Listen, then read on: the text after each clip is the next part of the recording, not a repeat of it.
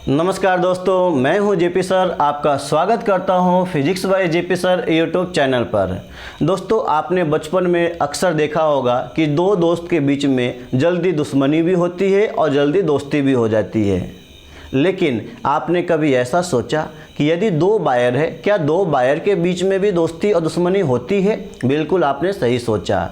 जब दो बायर आपस में पैरेलल हो और उनमें सेम डायरेक्शन में यदि करंट फ्लो हो रहा हो तो उस कंडीशन में दोनों बायर एक दूसरे को क्या करते हैं? अट्रैक्ट करते हैं, मतलब दोस्ती होती है। लेकिन जब दो बायर दोनों पैरेलल हो, साथ में दोनों की करंट की डायरेक्शन अपोजिट हो, तो दोनों बायर एक दूसरे को रिपेल करते हैं, मतलब दुश्मनी की तरह ट्रीट करते हैं। इसी कॉन्सेप्ट को हम लोग समझेंगे फिजिक्स के टर्म्स में। चलिए शुरू करते हैं। Between two parallel current carrying conductor.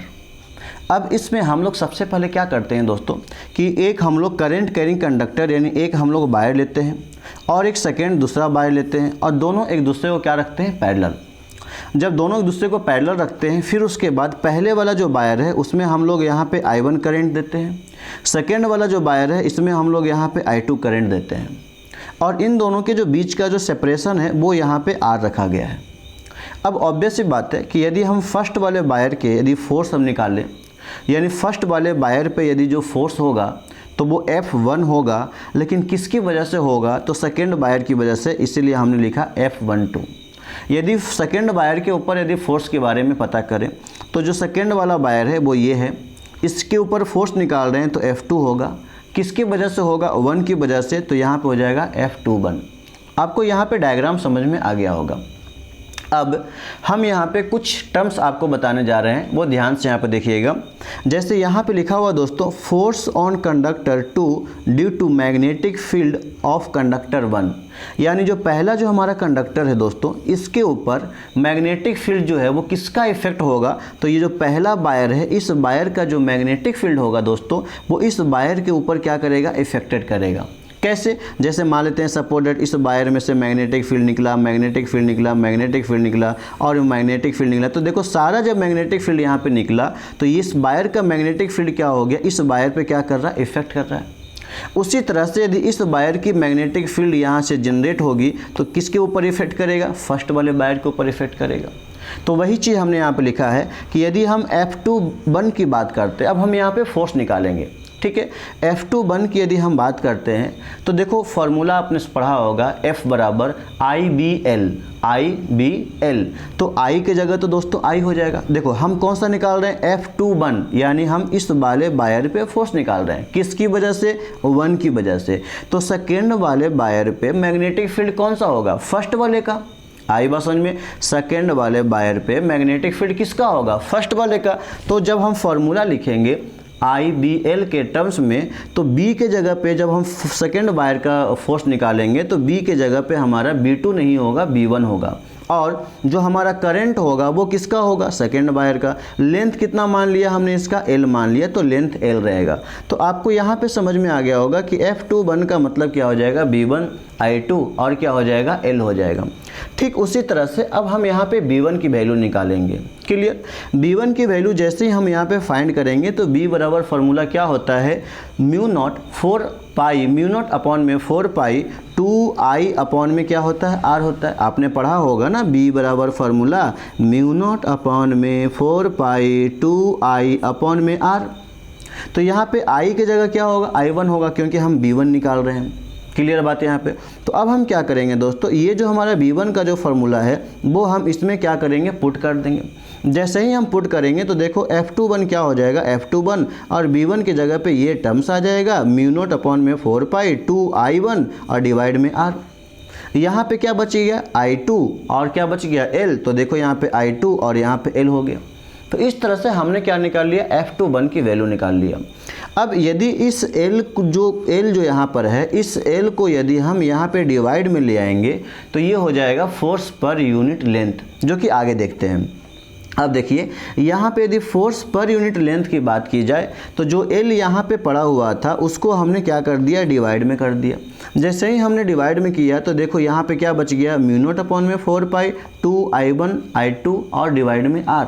आप चाहो तो यहाँ पे 2 से इस 2 को काट सकते हो 4 को, तो यहाँ पे क्या हो जाएगा 2 पाई बच जाएगा। आई बस समझ में। तो क्या फॉर्मूला बचेगा, F21 अपॉन में L बराबर म्यू नॉट डिवाइड में 2 पाई I1 I2 और डिवाइड में क्या हो जाएगा, R हो जाएगा।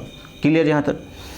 अब देखिए, अब जैसे हमने F21 निकाला वैसे ही हम लोग क्या निकालेंगे, F12 निकालेंगे। अब आप समझ गए होंगे बात को कि जैसे ही हम F12 की बात करेंगे तो यहाँ लिखेंगे फोर्स ऑन कंडक्टर किसके, 1 के ऊपर, किसकी वजह से, 2 की वजह से। किसकी वजह से, 2 की वजह से। ठीक है।